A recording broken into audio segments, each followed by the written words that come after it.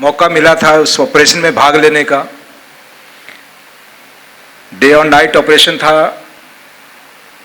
रात को किन कारणवश हम ऑपरेशन नहीं कर पाए। दिन के समय जब दुश्मन ने ज़्यादा भारी मात्रा में फायर खोल दिया तो हमारा कैजुअलिटी होना शुरू हो गया।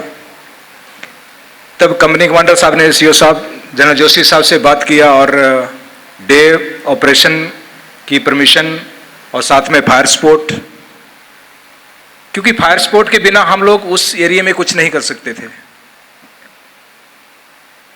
दूसरा सबसे बड़ी बात एक और थी उसमें कि प्लानिंग, स्टीक प्लानिंग, टाइमिंग, जो उस टाइम बहुत महत्वपूर्ण था।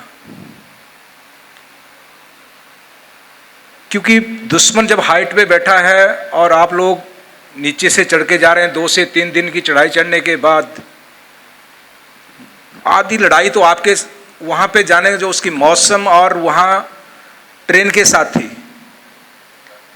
वहाँ का मौसम और पहाड़ियाँ ऐसी थी कि आपको चलने के रास्ते नहीं, आपको रास्ते बनाने हैं, खाने के लिए आपके पास कुछ नहीं होगा, पीने के लिए पानी तक नहीं है। अगर पानी का पॉइंट अगर है भी कहीं पे तो वो दुश्मन का वही पॉइंट पानी का था जो आपका है। तो ऐसी सिचुएशन में जब लास्ट टाइम जब होता है, जब दुश्मन के ज़्यादा नज़दीक जाने के बाद, तो बिल्कुल जो लीडरशिप हमारी है, डिसीजन मेकिंग जो उनका टाइम से लेना, वो बहुत ज़रूरी था। तो मेरे कंपनी कमांडर साहब ने भी वही किया, जो वहाँ की सिचुएशन थी, जो वहाँ के हालात थे, वो सीओ साहब को बताया और सीओ साहब ने टाइमली डिसीजन दिया और हमने ऑपरेशन दिन के टाइम पे लॉन्च किया।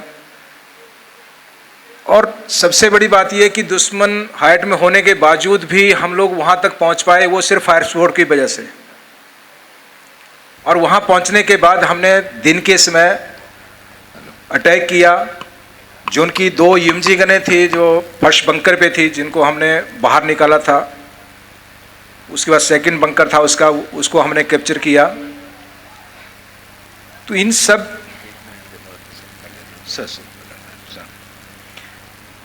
तो दोनों बंकर हमने दिन के समय ही कैप्चर किया। और सेकंड बंकर के टाइम पे जाने के समय पे मुझे गोली लगी थी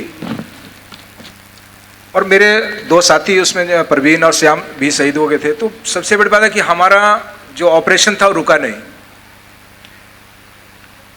क्योंकि जो हमने प्रेशर जो दुश्मन के ऊपर बना रखा था, जो हमारी बढ़त थी, उसको हमने कंटिन्यू रखा। और जो सेकंड बंकर था 4875 का, उसको भी कैप्चर करने में कामयाबी हासिल की। दिन के समय सिर्फ सबसे बड़ी दिक्कत यही थी कि दुश्मन को हमारी पूरी हरकत दिखाई देती थी, तो हमें जो इस ग्राउंड का इस्तेमाल करके ही ऊपर तक जाना था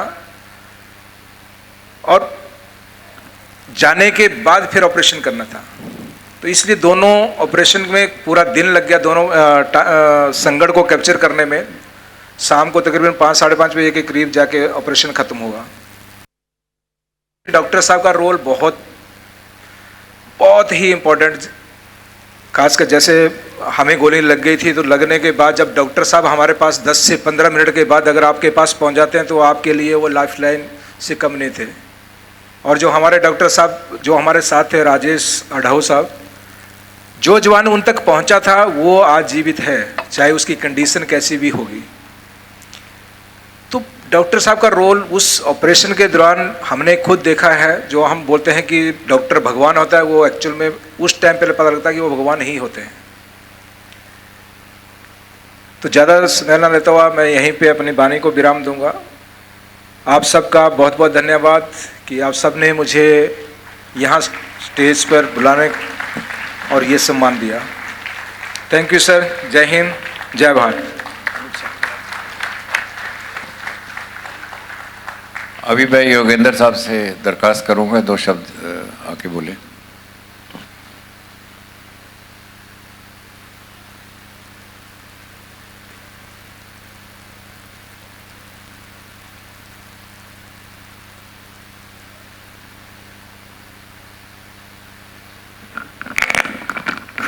जय हिंद।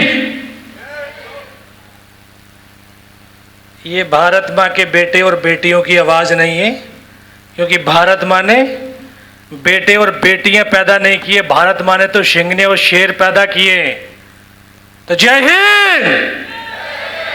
बच्चों खाना नहीं मिला या बोर हो गए? ओके, मैं मंचासीन हमारे सैन्य वरिष्ठ अधिकारीगण, प्यारे देश की युवा शक्ति, आप सबको मैं नमन और प्रणाम करता हूं। आप सुबह से सुन रहे होंगे, देख रहे होंगे, तो एक बात तो एक एहसास तो हुआ होगा कि मुफ्त में यहाँ कुछ नहीं मिलता, बहुत कुछ गंवाना पड़ता है, रातों की नींद गंवानी पड़ती है, कामयाबी की मंजिल पाने के लिए मेहनत की छलांग लगानी पड़ती है, मुफ्त में कुछ नहीं मिलता। जयशंकर प्रसाद जो हमारे कवि रहे हैं, उन्होंने 2 लाइनें युवाओं के लिए बहुत अच्छी लिखी हैं। कहा है उन्होंने, वह पथ क्या पथिक कुशलता क्या, जहां पथ बिखरे सूल ना हो, उस धाविक की धैर्य परीक्षा क्या, जहां धाराएं प्रतिकूल ना हो।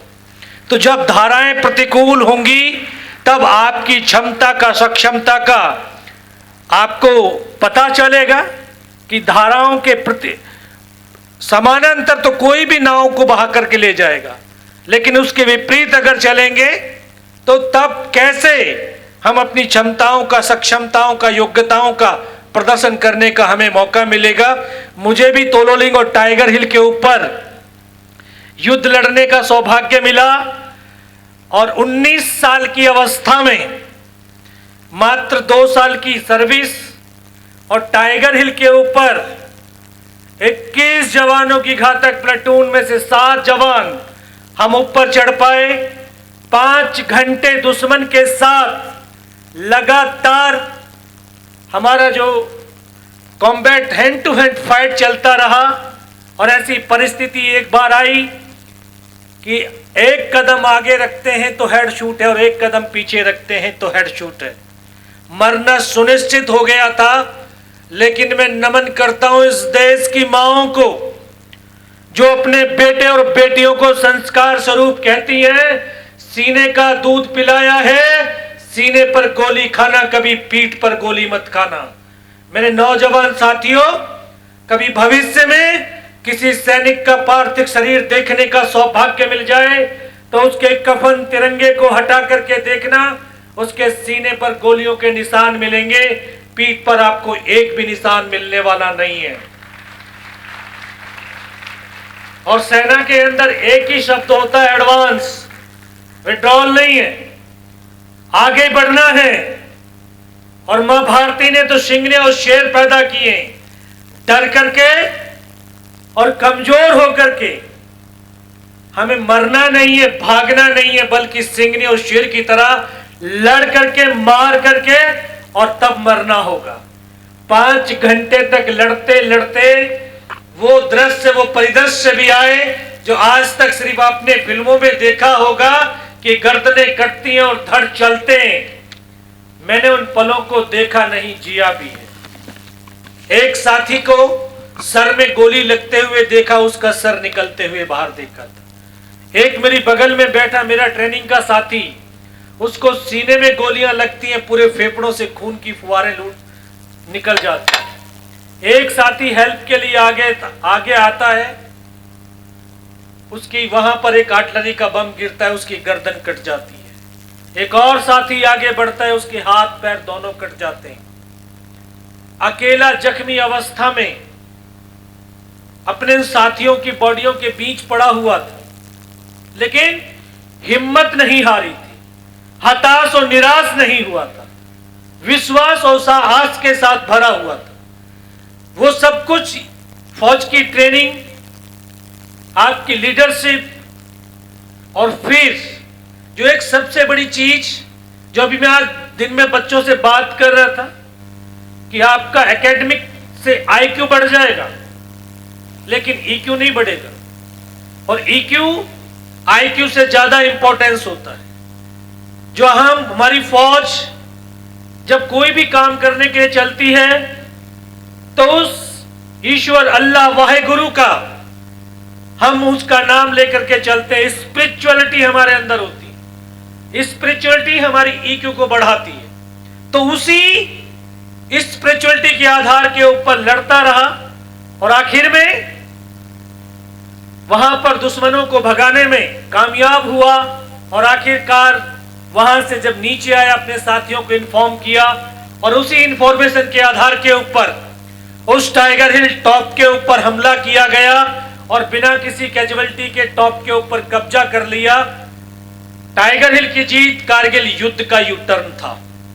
सीजफायर हुआ और आज हम 26 जुलाई को कारगिल विजय दिवस के रूप में मनाते हैं।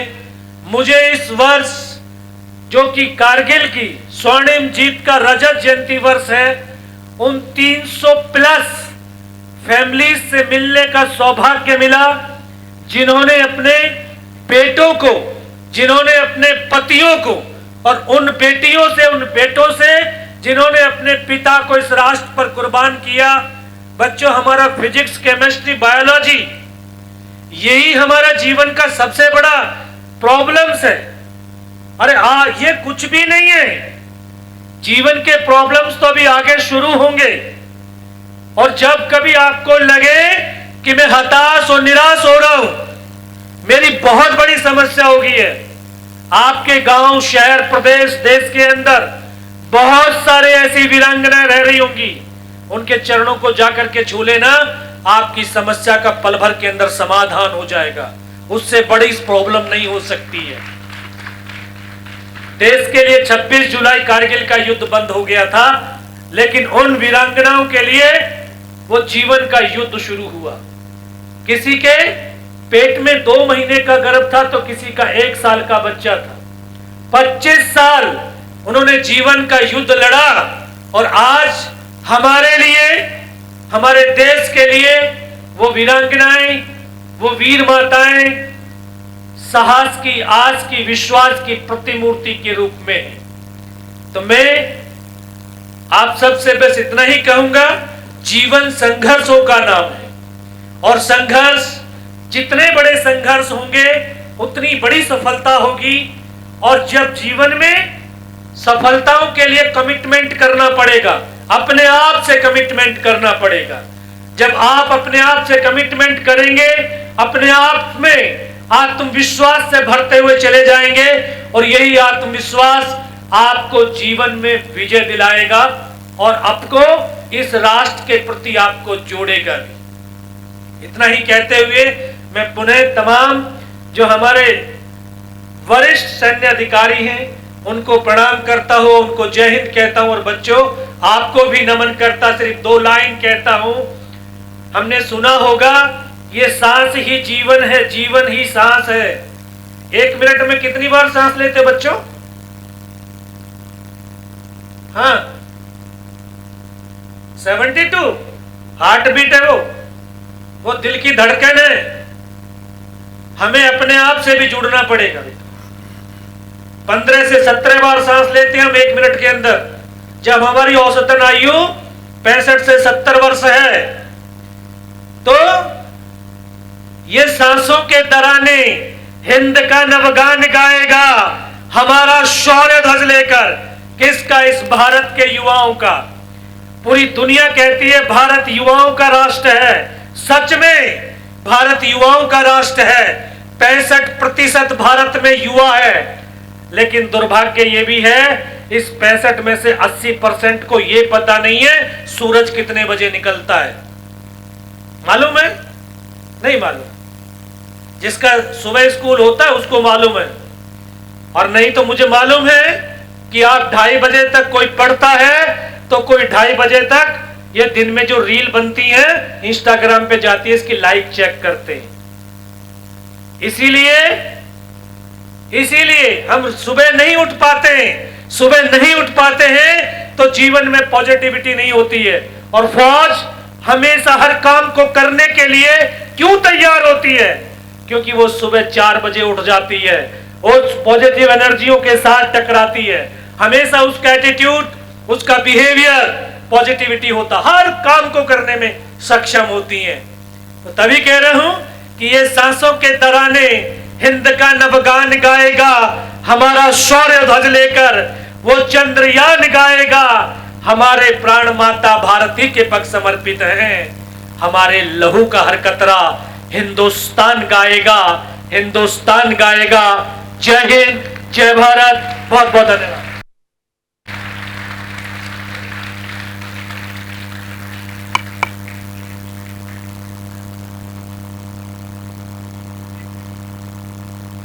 अच्छा, now may I request Brigadier Dvinder, you will take it on? Acha. General Lakhvinder, if you can take on the RT aspects and basically touch upon what were the momentous occasions that you had during the Kargil operations, and secondly, why are you known as the enraged bull of Dras?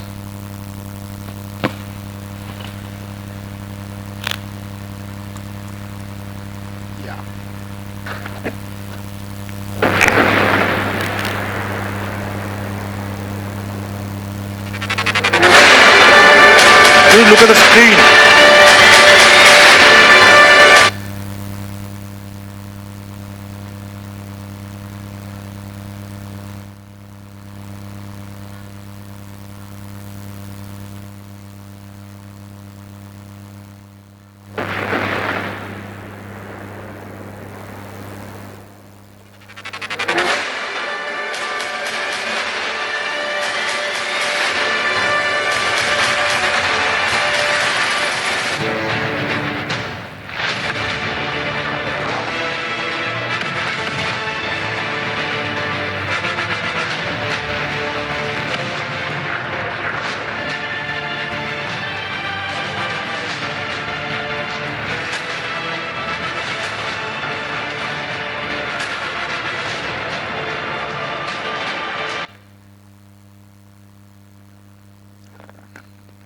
So, ladies and gentlemen, you had a very invigorating speech by Yogendra Yadav.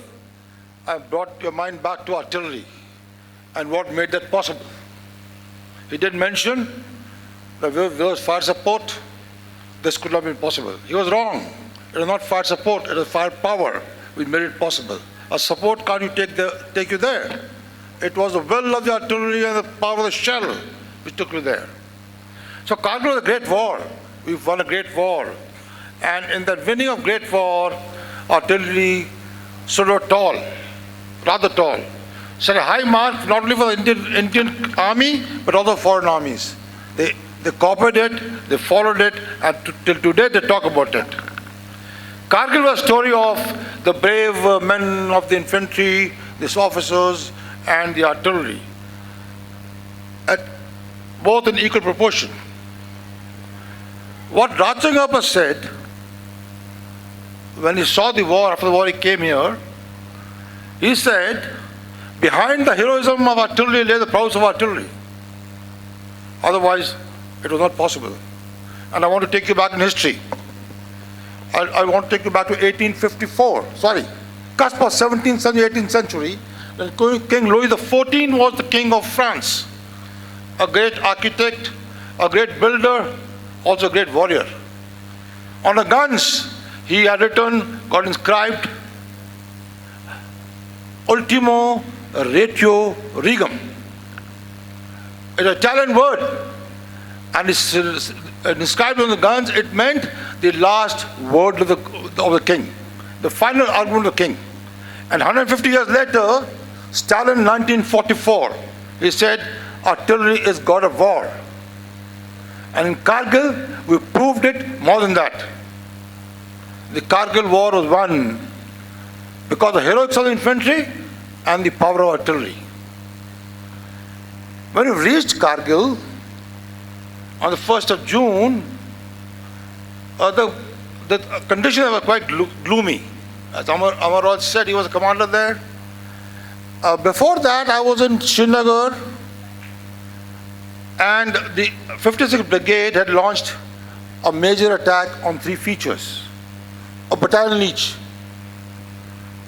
That attack was not successful. But for one location, which was Toroling. Toroling was close to road. 18 grenadiers attacking at Toroling were just able to get a foothold and nothing beyond that.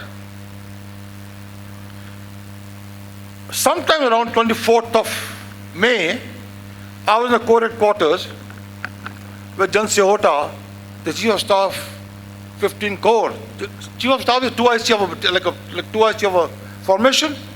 He called me to his office and told me, Lakhvinder, what are you doing? What is artillery doing there? You can't do nothing better?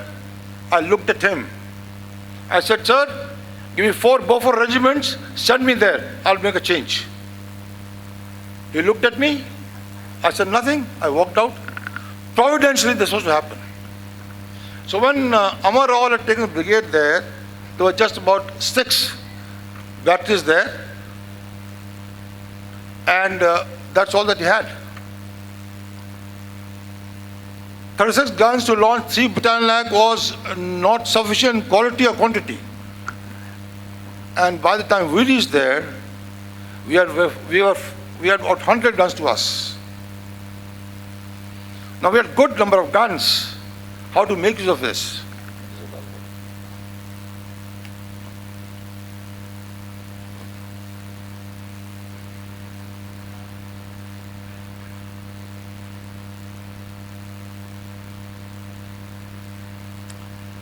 So I did speak about Tololing, where 18 grenadiers had stayed put there, and they creeped on.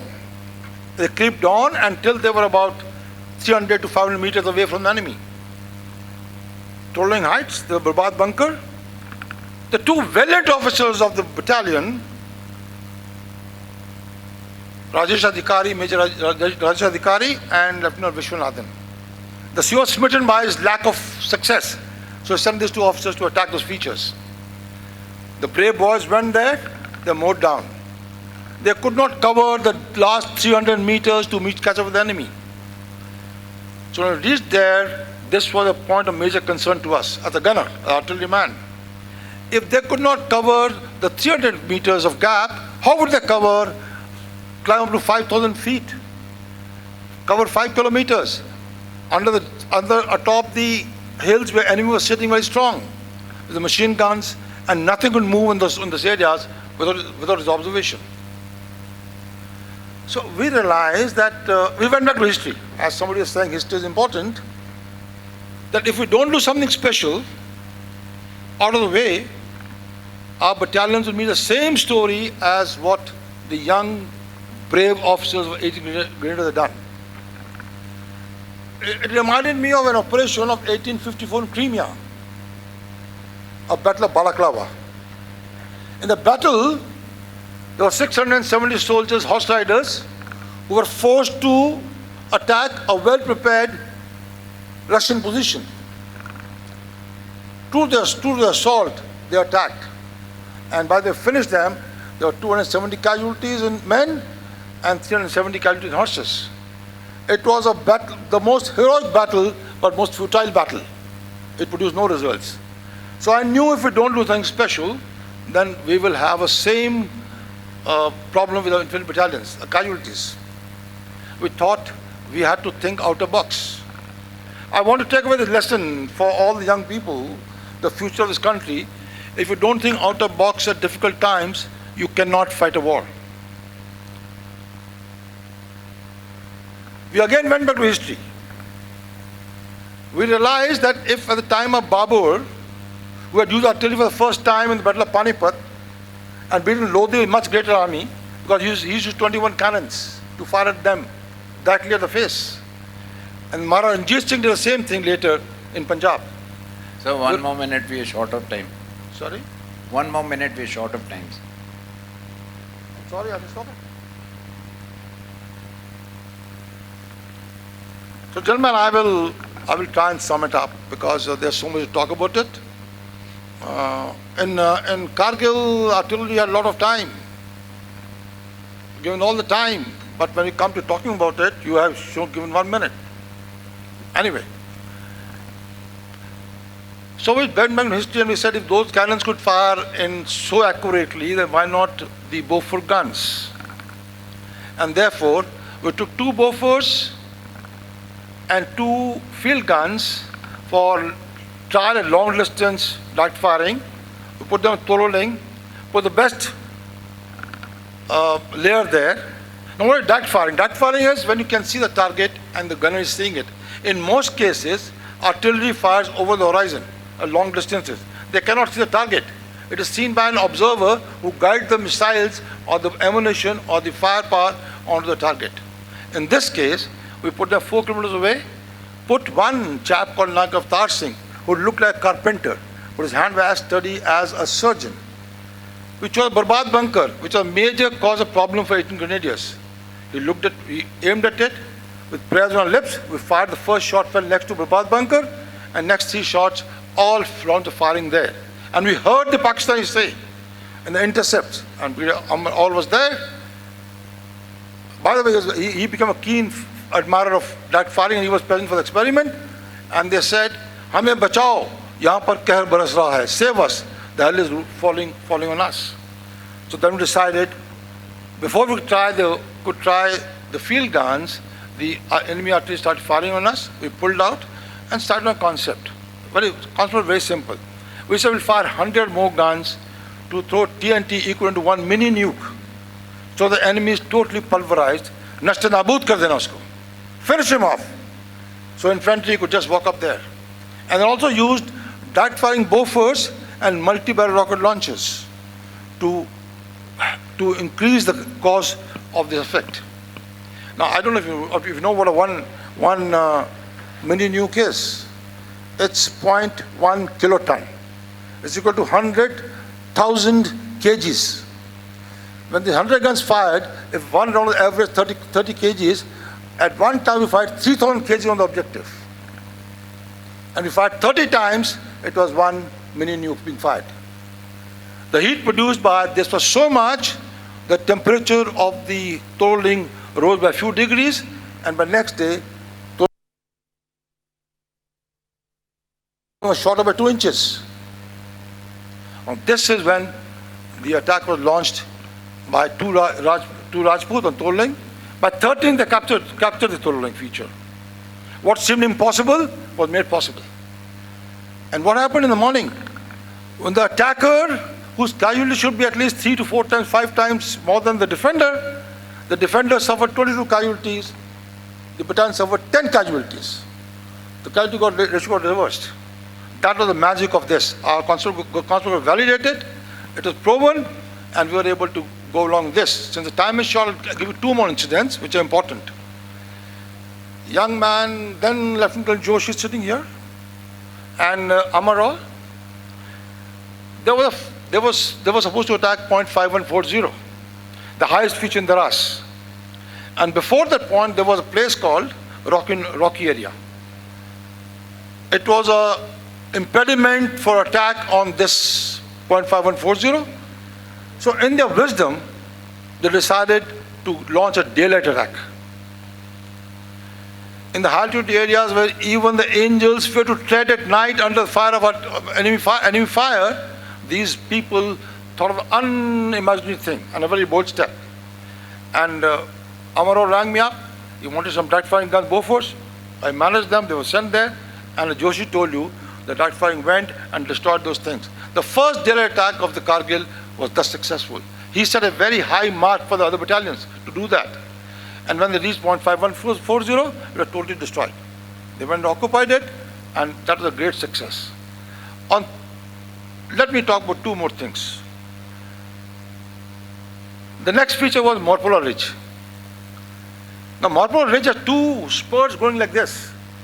One was tackled by 2 Rajrif, the second by 18 Gadwals.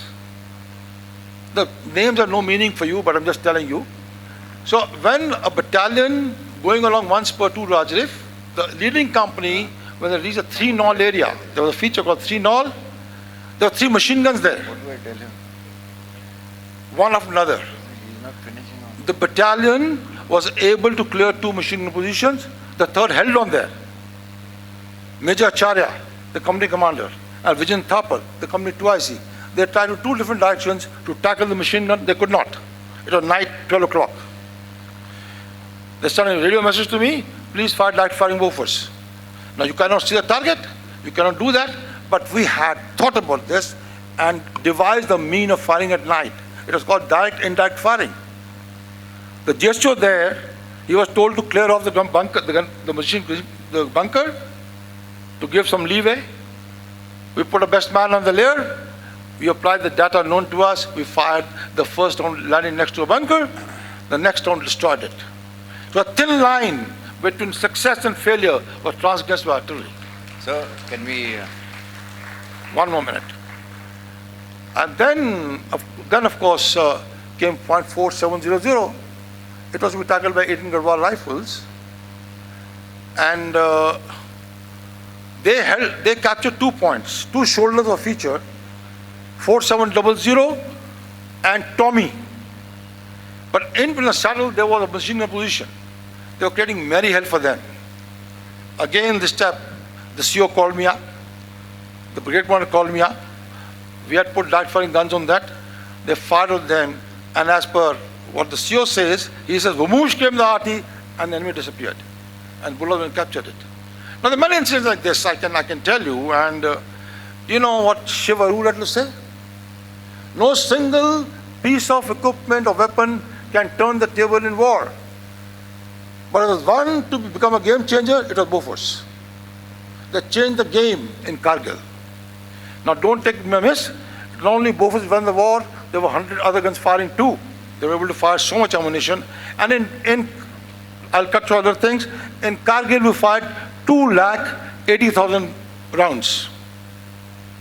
We fired 1 round per battery for per minute for 17 days continuously. While the infantry battalion brigades had time to rest and relief, the gunner was 24/7 on call. Lack of sleep, tired, with blisters in the hand, they carried on firing relentlessly, and they never let the infantry down.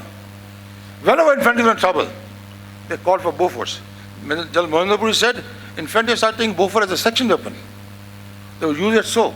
So we're very happy to see that the infantry and artillery had merged as soul and body. They were inseparable. So while the Pakis feared it the most, the Indian infantry came to respect it the most.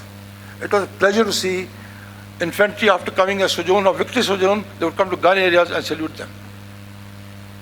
What did General Krishnapal say? He said the artillery had caused so much damage on target that attacks were predestined to succeed.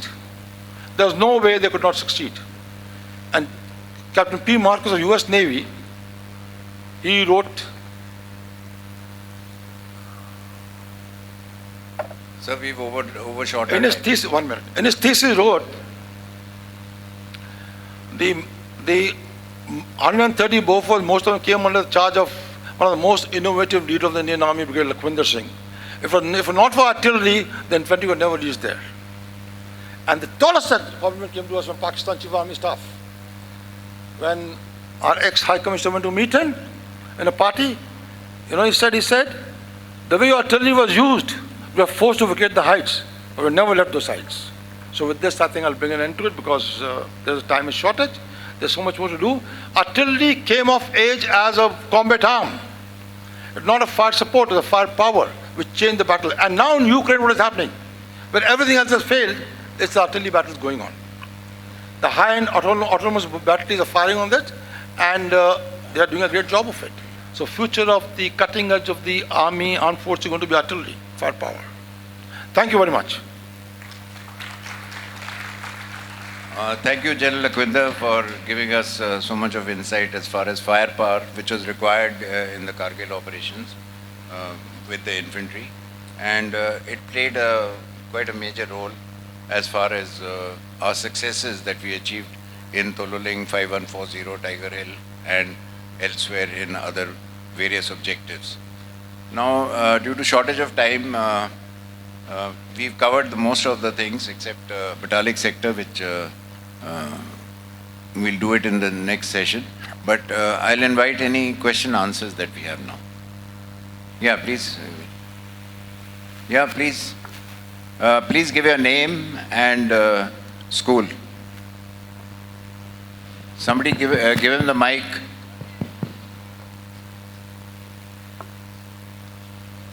Good afternoon, sir. My name is Agarwal. I'm from the Welhams Boys School, and my question to you is that in 1999, when the Pakistani troops entered Jammu and Kashmir through bypassing the LOC, what was the flaw in the Indian intelligence system which actually caused this, according to you?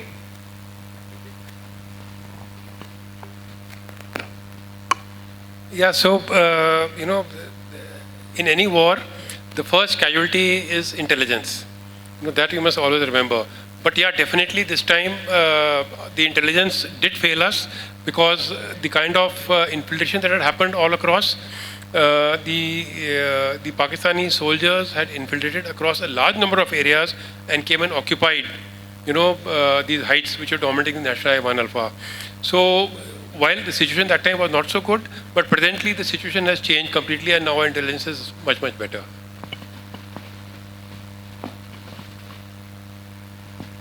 Hello. Good afternoon, dignitaries. I am Pema Doshi Bhatia from Dashinamgal Academy, Gangtok, Sikkim. My question is to Sir Joshi. Sir, in the initial moments when you were made the commander of your battalion after the previous commander was ill, sir, how did you cope up with the immense responsibility, as you mentioned, the amount of dead bodies that was around you with the battle going on? So, what was your mental setup like during those initial moments, and how did you cope up with it? A very good question, which General Joshi will give you an answer. Yeah. Okay, so thank you. That's a good question. It was a big challenge. Right in the middle of a war, you're promoted and given command of a battalion. And now, like I said, that, I had to start planning. As a second in command, in the army, you're more of a, if I may use the word passenger, advising the commanding officer while the buck stops at him. He takes the decisions and, everything gets fired from his shoulder. But now I was given the command and made the commanding officer. Huge challenge in war. But I had an advantage. And the advantage I had was that I was born and brought up in 13 Jakarif. So throughout those 20 years of career, till the Kargil War happened, I was in 13 Jakarif. So I knew about 80% of the soldiers of the battalion by name. I knew, their capabilities, and they knew me, and they knew my capabilities. So the trust factor in a team makes a lot of difference in battle. So that is one of the biggest lessons, that came about, which I want to tell all the children here, is that you have to build up a team to succeed. Nobody is perfect at everything. So therefore, you have to surround yourself with people, who can do things that you can't do. That is very, very important. And the second factor is the two-way trust. The trust of the team on the leader, because they know my capabilities. They know that if I'm ordering them to do something, it is a well thought out plan. And I know the capabilities, therefore I'm able to employ a JCO or a soldier or a Jawan or a MG detachment, NCO, where I know that he's a guy who's going to deliver. So that made all the difference for me. Thank you. Thank you, boys and girls, ladies and gentlemen. We end this session here because we're running short of time. We've had another 2 additional speakers, and that's why we've overshot our time. And anybody's got any other questions subsequently, we'll do it in the second session. Thank you. For more such videos, subscribe to the NewsX YouTube channel, hit the bell icon.